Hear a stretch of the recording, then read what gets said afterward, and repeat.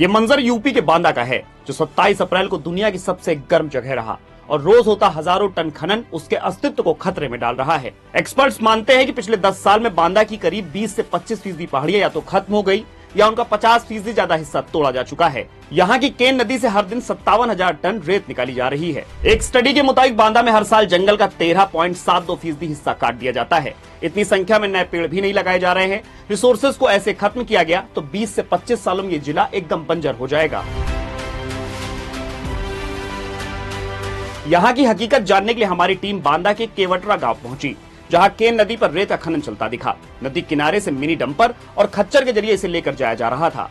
अब ये काम सरकारी परमिशन से हो रहा है या अवैध, ये बताने वाला वहां कोई नहीं मिला। अब आपको राजघाट का नजारा दिखाते हैं, जहां एनजीटी और खनिज विभाग के नियमों की खुलेआम धज्जियां उड़ती दिखी। राजघाट झाड़ियों से घिरा और काफी सकरा है, इसीलिए यहाँ खनन काम लोगों की नजरों में नहीं आता। यहाँ दुरेड़ी खदान पर नदी में धारा रोककर पोकलेन मशीनों से बालू निकाली जा रही थी, जिसे नदी किनारे ही खड़े बड़े बड़े डंपरों में भरा जा रहा था। दरअसल नेशनल ग्रीन ट्रिब्यूनल और खनिज विभाग के नियमों के मुताबिक नदियों के बीच जलधारा से पोकलेन या भारी मशीनों से बालू निकालना बैन है।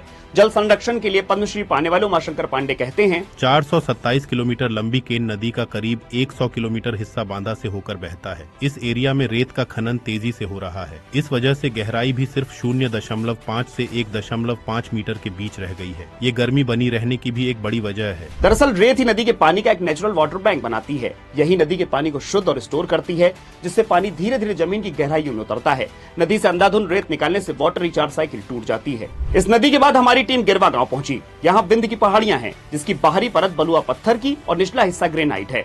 यहाँ पहाड़ियों में ब्लास्टिंग की जा रही थी, जिससे कुछ ही दूरी पर क्रशर मशीनें लगाकर पत्थरों को तोड़कर गिट्टियां बनाई जा रही थी। इस खनन की वजह से पत्थर से होने वाला वाटर रिसाइकिल खत्म होता जा रहा है, क्योंकि बलुआ पत्थर पानी को सोखकर धीरे धीरे जमीन के अंदर भेजता है और इस पानी के भंडार और ग्रेनाइट बैलेंस करता है। इस मामले पर वरिष्ठ पत्रकार अभिषेक शुक्ला कहते हैं, ये जब क्रेशर चलती है तो एक धूल का गुब्बार पूरे ऊपर के वातावरण में हो जाता है और दिन में ही कोहरे जैसा धुंध छा जाती है। किसानों की खेती बर्बाद हो रही है। इसके अलावा जो ब्लास्टिंग होती है पहाड़ों में, ये मानक के अनुरूप बिल्कुल नहीं हो रही है। 1 इंच का मानक है कि 1 इंच का होल करके आप ब्लास्ट करेंगे, लेकिन ये जितने भी पहाड़ माफिया हैं ये 3 इंच का, 2 इंच का, 4 इंच तक का होल करते हैं। 2020 के काटे रिपोर्ट में बताया गया कि बुंदेलखंड एक्सप्रेसवे के प्रोजेक्ट में शामिल बांदा में भी हजारों पेड़ काटे गए। एक स्टडी के मुताबिक बांदा में कुल वन क्षेत्र में 15.54% गिरावट दर्ज की गई। यहाँ घने जंगल अब मात्र 12 से 14 वर्ग किलोमीटर ही बचे हैं। इस वीडियो में फिलहाल इतना ही। ऐसी और वीडियोस के लिए बने रहिए दैनिक भास्कर ऐप के साथ।